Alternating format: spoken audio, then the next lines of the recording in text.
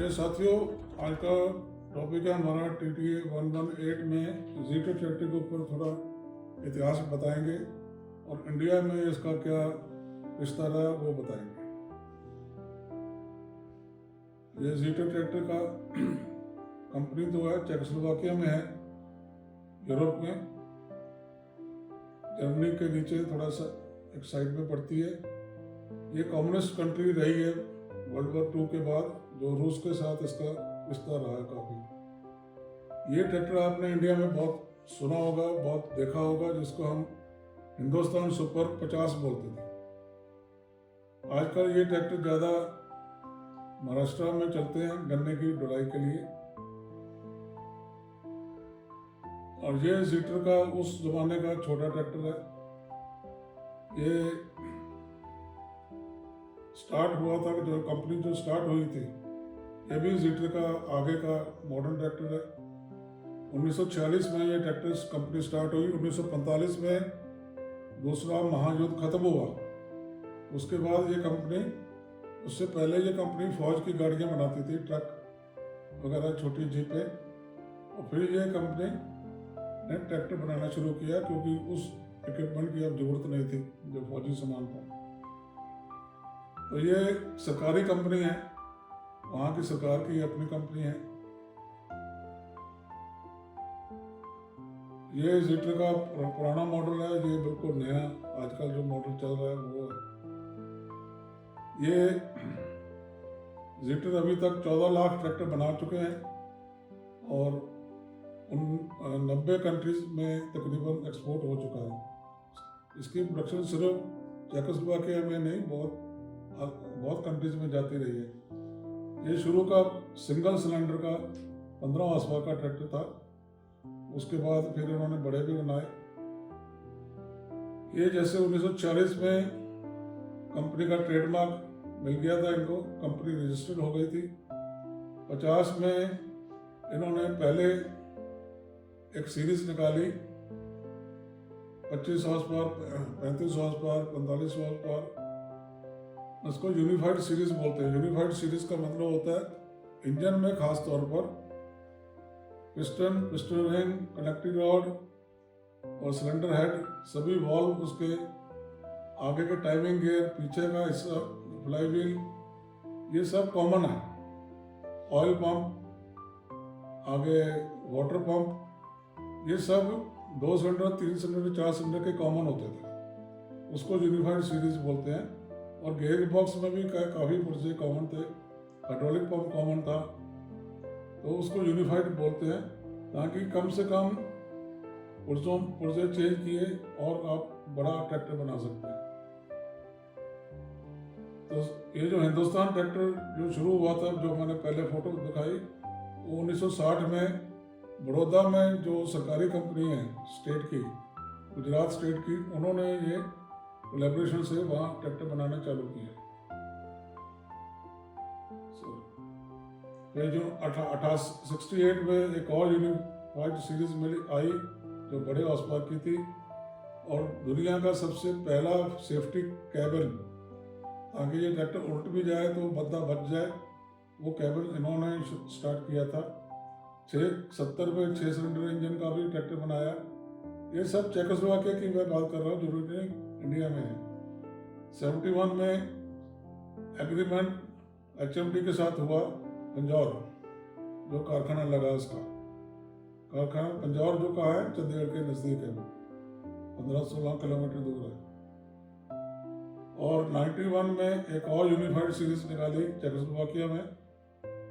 फिर 2002 में एक चेकोस्लोवाकिया का जो कारखाना था वो HTC कंपनी ने टेक ओवर कर लिया, और फिर उन्होंने आगे और नई टेक्नोलॉजी के ट्रैक्टर बनाने चालू किए।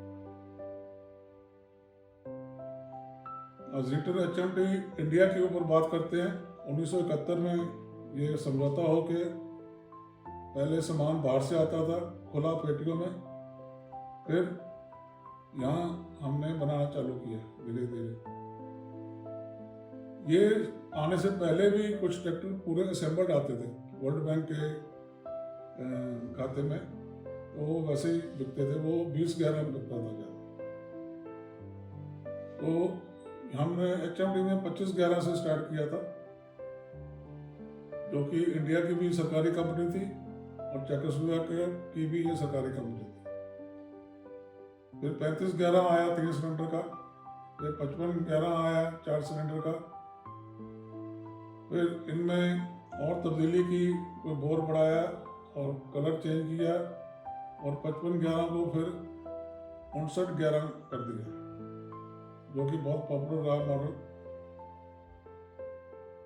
और बीच में इन्हीं मॉडलों के साथ इस कलर में भी ट्रैक्टर आया, इसको हम राइस स्पेशल बोलते थे, ताकि इसकी जो पहियों की सील है, आगे पीछे की फ्रंट एक्सल की सील्स है, और भी जहाँ जहाँ पानी अंदर घुस सकता है वो सील्स को इम्प्रूव किया, ताकि एक गीली मिट्टी में पानी के अंदर चल सके, जिससे उसकी रिलायबिलिटी बेटर होती है। फिर 59/11 जैसे जैसे पॉपुलर हुआ, अलग अलग बड़े काम करने लग गया, उसमें ये राजा बनता था। डोजर में आज भी बहुत पुराने ट्रैक्टर मिल जाएंगे आपको। कमाई जो ट्रैक्टर के साइड पे लगती थी, उसका वजन यही ट्रैक्टर झेल सकता था। और फिर ये HMD पंजाब में और भी नए ट्रैक्टर बने, सारे बड़े पॉपुलर रहे। और धीरे धीरे कंपनी में पैसे की कमी होने लगी, क्योंकि सरकारी कंपनी थी, इसका प्रॉफिट किसी और जगह चले जाता था। यहाँ जो पार्ट्स की सप्लाई थी वो रुक जाती थी। तो इसकी HMD पंजौर से बिहार और मोहाली में 2 और असेंबली पॉइंट लगे, और बड़ौदा में जो हिंदुस्तान ट्रैक्टर बनता था वहाँ भी 35 हॉर्स पावर 45 हॉर्स पावर बनता था, और हिंदुस्तान सुपर 50 भी बनता था।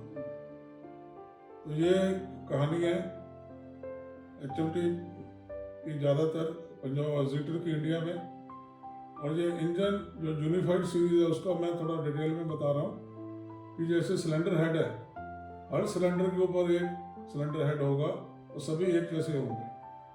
तो 2 में भी यही हेड लगेगा, 3 में भी यही हेड लगेगा, बस 2 की जगह 3 हो जाएंगे, 4 में भी यही हेड लगेगा, 3 की जगह 4 हो जाएंगे। जैसे 4 है, 4 अलग अलग ऊपर कवर है, और साइड से जो पानी का रास्ता है वो हर हेड में एंटर करता है। तो इसका मतलब कि हर सिलेंडर को एक जैसा ही पानी मिलता है, ठंडा या गर्म। ये इसकी हाइड्रोलिक ब्रेक का सिलेंडर है। तेल की ब्रेक से जोर लगता था। तो इसमें ये सामान इसका कॉमन होता था काफ़ी, इससे और भी ज़्यादा होता था, ये मैं मोटा मोटा बता रहा हूँ। और इसकी वजह से इसकी रिपेयर बहुत इजी थी, खर्चा कम होता था, और मैकेनिक्स को भी कंफ्यूजन कम होती। और जो इंडिया में इस ट्रैक्टर में सबसे पहले जो चीज़ें हमें मिले, जो फीचर मिले, वो क्या मिले? हाइड्रोलिक ब्रेक सबसे पहले इसमें आई। एक ही पैडल होता था ब्रेक का, 2 पैडल नहीं होते थे जैसे हम देखते हैं आजकल। तो एक सीट के पास एक वॉल्व था, उसको लेफ्ट और राइट करो तो उसी साइड की ब्रेक लगेगी। 540 मल्टी PTO, ग्राउंड PTO, सारा कुछ एक ही ट्रैक्टर में था, चाहे वो 25 हॉर्स पावर हो चाहे बड़ा हो। हब रिडक्शन वाले ट्रैक्टर थे जो ट्रॉली के काम में बहुत फायदा करते थे। और ड्यूल क्लच पहले दिन से ही था, क्योंकि हाइड्रोलिक पंप इसका डिफरेंशियल के नज़दीक लगता था, उसको चालू रखने के लिए ड्यूल क्लच जरूरी था। इंडिपेंडेंट हैंड ब्रेक, यानी कि आज भी हम बहुत ट्रैक्टरों में पैर वाली ब्रेक को ही लॉक करते हैं तो फिर वो हैंड ब्रेक लगती है। इसमें अलग से हाथ से खींचने वाली ब्रेक थी, जैसे कारों में होती है। एयर कंप्रेसर लगाने की जगह थी। 10 आगे के गियर और 2 पीछे के, उस टाइम के हिसाब से सबसे ज़्यादा गियर इसी में थे। और स्टीयरिंग के पास गियर शिफ्टिंग होता था राइट हैंड साइड में, जिसको हम कह दें कि पैरों के बीच में इसका गियर शिफ्टिंग लीवर नहीं आता था। ऑयल डिप हाइड्रोलिक पंप भी जो तेल में डूबा रहता था हमेशा, उसकी लाइफ ज़्यादा होती थी।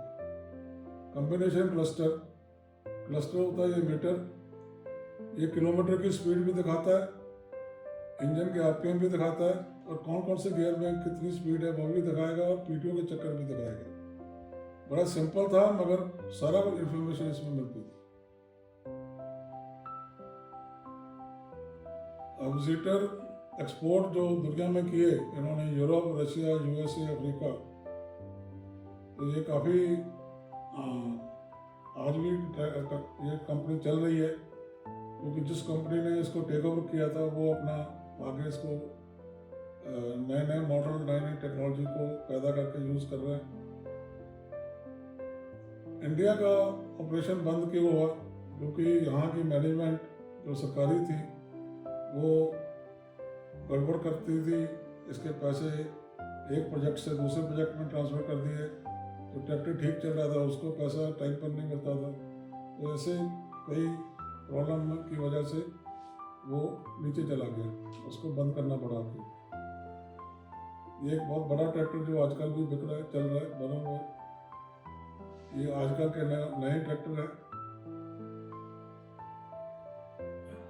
ये वापस फिर इंडिया में जीटर दोबारा आया है 1920 में, 1920 में।